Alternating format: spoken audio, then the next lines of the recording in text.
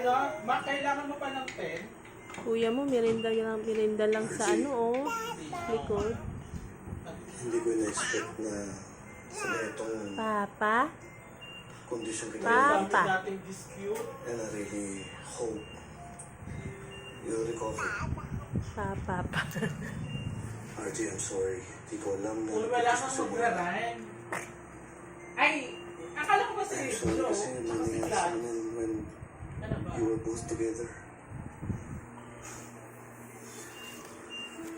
Pero nagpapasalamat ako sa'yo for raising my child.